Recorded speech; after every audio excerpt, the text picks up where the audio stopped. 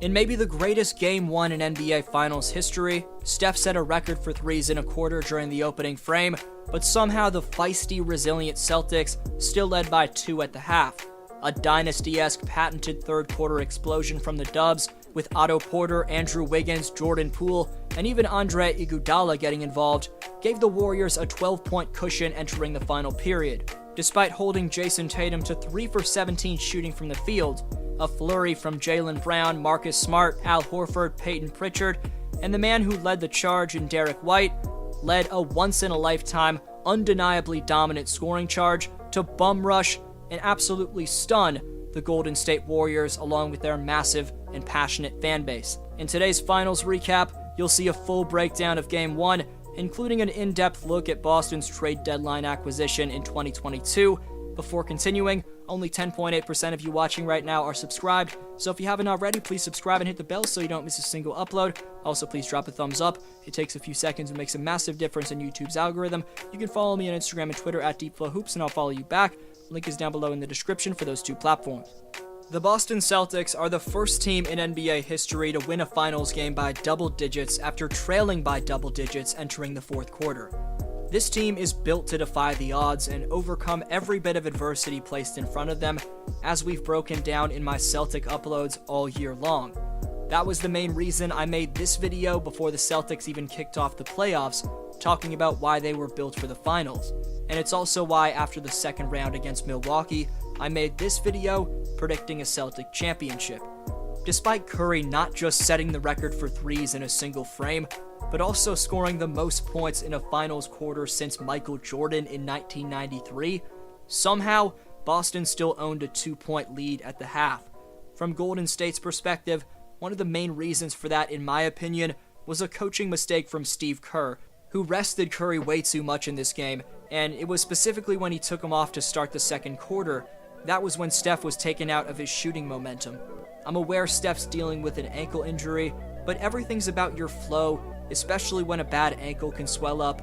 If Kerr left Steph on during the second quarter after his all-time great first and played him until he visibly looked somewhat worn out, Golden State could have built off their 10-point lead and potentially made the Celtics quit.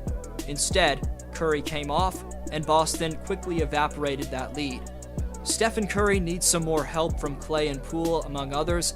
Taking Steph off the court when he was playing so well, though, displayed a clear underestimation of the Celtics from the Warriors coaching staff. We'll get to Boston's historically great comeback, but Golden State's players also got complacent after that third quarter run, as they were unable to respond from the flurry of Celtic three-pointers. After simple penetration from either Tatum, Brown, or Smart, whether it was Double P, Peyton Pritchard, Big Al Horford, or the man who GM Brad Stevens traded Josh Richardson to the Alamo City for at 2022's trade deadline, in the man of the hour, Derrick White. In the end, the Warriors didn't know what had hit them. Before going into the film room on the momentum-shifting daggers from the other baby-faced assassin in White, I can't stress enough how the strong-willed mentality of the battle-tested Celtics paid off throughout this entire game. Whether it's getting down 2-1 or 3-2 in a series and clawing back, or building up a habit of starting slow and turning the ball over, Ime Udoka's team has faced heavy adversity and bounced back all playoffs long.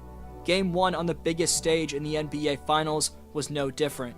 Up until Thursday, Al Horford had played the most playoff games in NBA history without reaching the finals, and the Godfather certainly was savoring the moment out there during his first time competing into the month of June.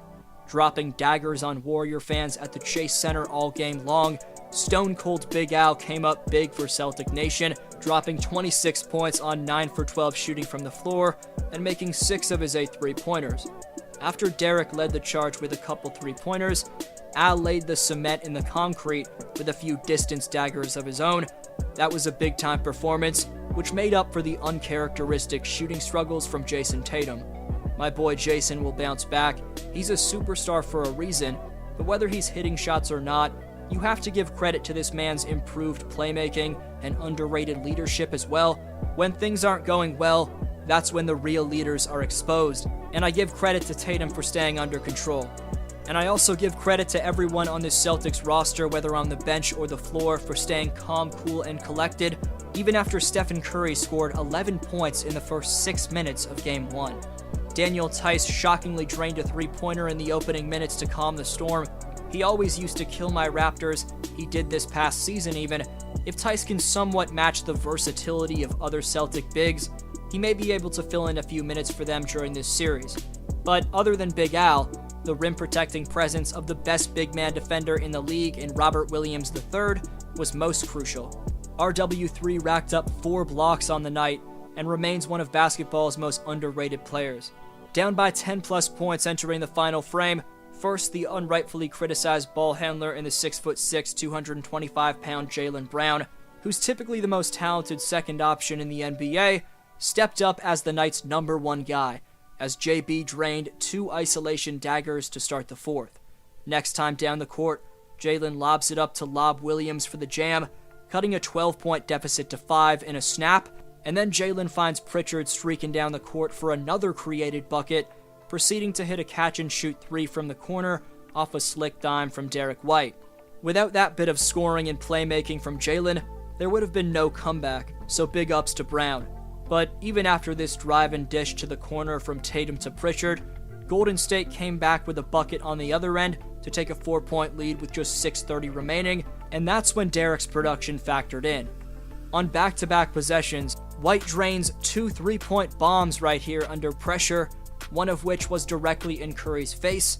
That opened up the door for Horford to go off, but Derrick's extra ball handling to push the pace next to Tatum, Brown, and Smart continues to mean everything for these Celtics. Derrick was a game-high plus 25. He scored throughout the entire game on a Tatum off night to keep the Celtics afloat, finishing with 21 points on 6 for 11 shooting while making 5 triples. What shocked you the most in Game 1? Best answer down below in the comments gets next video shoutout. Top 5 commenters by June 21st receive free NBA merchandise this summer, so leave your take on today's question to compete in Community Speaks. Today's Speaks winner is TJ Views. Pause to read his answer and the honorable mentions. Appreciate every answer. I hope you have a great one. D-Flow signing off.